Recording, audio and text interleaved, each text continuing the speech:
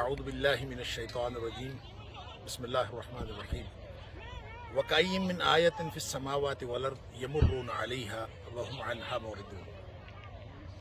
اللہ کریم قرآن حکیم میں ارشاد فرماتے ہیں کہ کتنی نشانیاں ہیں ہماری اس دنیا میں، زمین و آسمان میں، جس پر ہر روز یہ گزرتے ہیں لیکن یہ ان سے اعراض کرتے ہیں، منہ پھیر کے گزر جاتے ہیں، توجہ نہیں کرتے۔ یہ پوری دنیا اللہ کریم نے بہت خوبصورت بنائی ہے اور یہ واقعتاً اس امتحان کے لیے بنائی گئی ہے کہ کیسے یہ اللہ کریم نے اس میں جو کشش پیدا کی ہے۔ اللہ تعالیٰ قرآن میں فرماتا ہے سورہ کہف کے اندر کہ اس کے اندر جتنی کشش اور خوبصورتی ہم نے بنائی ہے، وَجَعَلْنَا مَا فِي الْأَرْضِ زِينَةً لَهَا، یہ ہم نے دنیا میں جو کچھ بھی بنایا ہے یہ انتہائی خوبصورت اور اس کی پرکشش یہ اصل میں اس لیے ہے کہ تاکہ تمہارا امتحان کرے کہ تم میں سے اچھے عمل کرنے والا کون ہے۔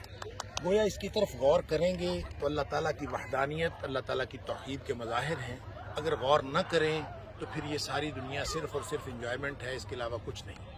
آج یہاں بولٹن ایبے کے نام سے ایک جگہ ہے یو کے میں، یہاں اپنے علماء کرام کے ساتھ آنے کا شرف حاصل ہوا۔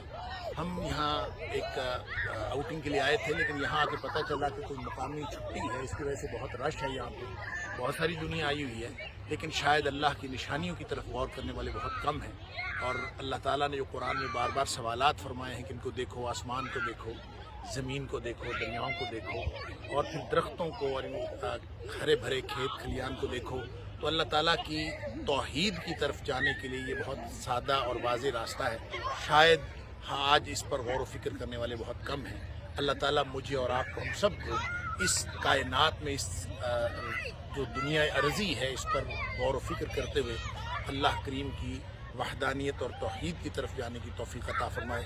اللہ کرے یہ جو ہمارے ارد گرد جتنے لوگ ہیں ان سب کو اللہ تعالیٰ توحید کی نعمت سے مالا مال فرمائے، اور ایک دن آئے کہ یہ جو دیار غیر ہے یہ سارا کا سارا ارض اسلام بن جائے۔ السلام علیکم ورحمۃ اللہ وبرکاتہ۔